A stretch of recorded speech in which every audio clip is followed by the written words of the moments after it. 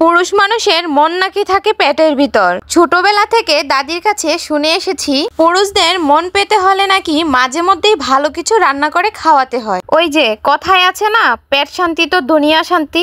যদিও আমার হাজবেন্ড 3 বেলা ভাত মাছ মাংস সবজি ছাড়া অন্য কিছু অত একটা পছন্দ করে না, তার বা আবার অন্য কিছু খাওয়ার সময় কোথায়? ব্যবসার কাজে সেই সকাল 8টা থেকে রাত 10টা পর্যন্ত সে দোকানেই থাকে, তখন তার আর খাওয়ার সময়ই থাকে না। আলহামদুলিল্লাহ আলহামদুলিল্লাহ আলহামদুলিল্লাহ, বিয়ের প্রায় 6 বছর পূর্ণ হতে যাচ্ছে।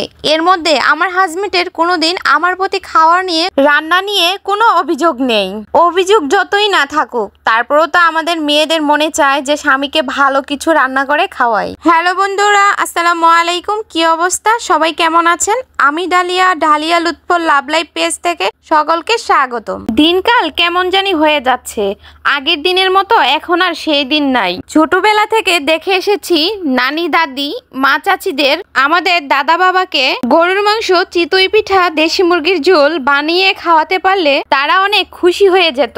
এখন তো বাজারে গেলেই গরুর মাংস মুরগির মাংস সবকিছুই পাওয়া যায়, তখন আবার হাটের দিন ছাড়া কোনো কিছুই কিনতে পাওয়া যেত না। 2-1 দিন পরপরই যেহেতু এই রেসিপিগুলো রান্না করে খাওয়াই, তাই ভাবলাম আজকে স্বামীকে কিছু স্পেশাল কিছু রান্না করে খাওয়াই। আর এই স্পেশাল রেসিপিটা হচ্ছে বিদেশি মোমো। এটা বিদেশিদের খুব পছন্দের একটা খাবার। এই মোমো রেসিপিটা যে কোনো রেস্টুরেন্টই পাওয়া যায়। আমার আবার রেস্টুরেন্টের কোনো খাবার ভালো লাগে না। ঘরোয়া পদ্ধতিতে যে কোনো রেসিপি বানালেই টেস্টি হয় অন্যরকম। এই মোমোটা বানাতে তেমন বেশি কিছু লাগে না। উপকরণ হিসেবে লাগে আটা বা ময়দা, মুরগির মাংস, পেঁয়াজ কুচি, কাঁচামরিচ, ধনেপাতা, আদা কুচি, রসুন কুচি এবং আদা রসুন বাটা এবং সয়া সস। আর সাথে বেকিং পাউডার যদি কেউ দিতে চান দিতে পারেন, আর যদি ভালো না লাগে তাহলে নাও দিতে পারেন। আমি অবশ্য এই জিনিসটা ব্যবহার করি না। সয়া সস দেওয়ার পরে লবণ দিবেন, কারণ সয়া সসে অনেকটা লবণ থাকে। প্রথমে হাড় ছাড়া মুরগির মাংস নিতে হবে। মুরগির মাংসটাকে চাকু দিয়ে কুচি কুচি করে কেটে ভালো করে মিহিন করে নিতে হবে। সুবিধার জন্য কিন্তু ব্লেন্ডার করা যাবে না। আর মাংসটাকে যদি ব্লেন্ড করেন তাহলে অনেক মিহি হয়ে যাবে, পানি ছেড়ে দিবে মাংসের ভিতর থেকে।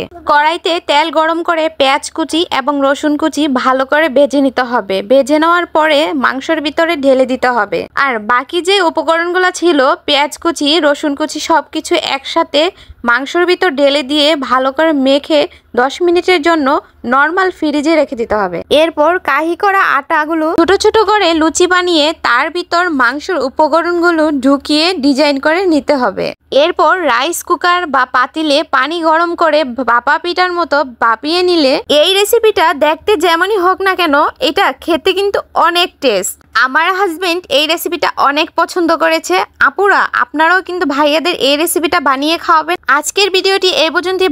সবাই ভালো থাকবেন, সুস্থ থাকবেন। আর হ্যাঁ, ভালো লাগলে ভিডিওটি শেয়ার করে দিয়েন তো।